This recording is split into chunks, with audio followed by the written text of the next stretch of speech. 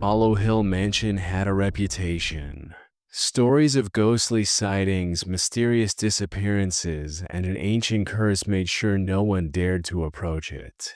For decades, it had been the subject of local legends, whispered in hushed tones. But no one had stepped inside for years, until that night. My friends and I, Mark, Sarah, Jason, Mia, and I, were tired of our uneventful Friday night. When Mark suggested spending one night at the mansion as a dare, we all laughed it off at first. But by 11 p.m., we found ourselves driving up the winding road to Hollow Hill, the mansion silhouetted against the moonlight like a crumbling beast. As we got closer, the air grew heavier, colder. The mansion stood on top of the hill, its broken windows and jagged roof looking like hollow eyes and teeth. It wasn't just the chill in the wind that made me shiver.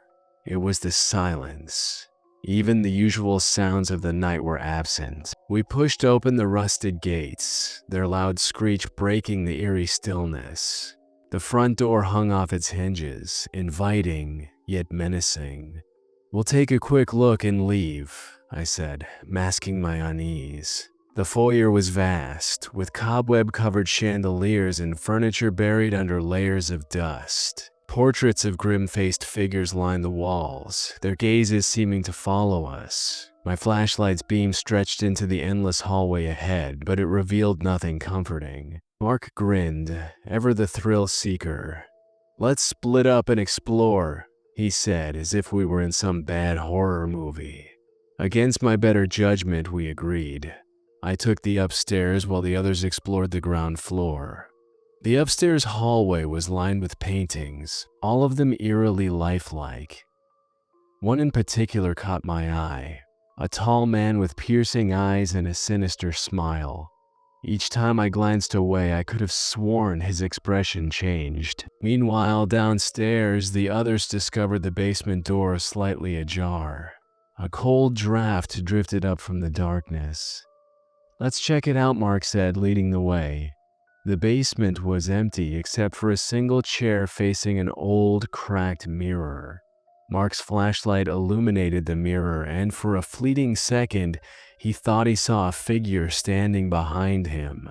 But when he turned, no one was there. Upstairs, I stepped into a bedroom. The air was suffocating, thick with the smell of decay. The bed was untouched, but the walls were scrawled with a chilling message. "Leave while you can." The writing looked like dried blood. Panic surged through me and I bolted back downstairs.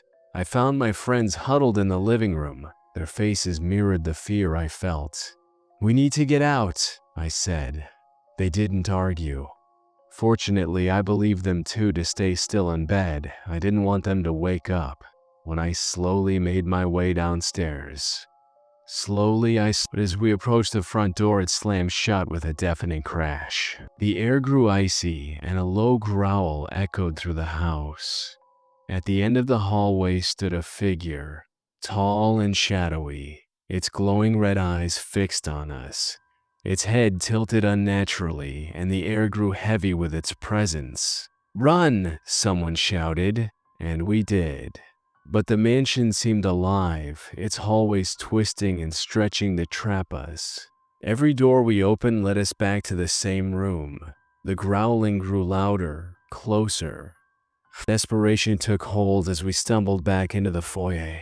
The figure was there, waiting for us. It was the man from the portrait. His cruel smile widened and he raised a hand pointing directly at me. "You don't belong here," he said, his voice reverberating from every corner of the mansion. The lights flickered violently and then everything went black. "Listen." When I opened my eyes, we were outside. The mansion loomed silently behind us, its windows like soulless eyes. None of us remembered how we got out, but the scratches and bruises on our bodies told us it wasn't just a nightmare. As we drove away in silence, I glanced in the rearview mirror. Standing on the balcony was the figure, watching us. And as we rounded the bend, I saw it smile.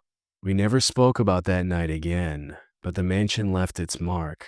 My father had since died of cancer when I was 22, and no one had ever been able to vouch for my story of it. Sometimes I wake up to the sound of growling, and I swear I see glowing eyes in the shadows of my room. So if you ever hear the name Hollow Hill Mansion, remember this. Not all legends are myths, and not all houses are just houses. Some places are alive, and they don't let go.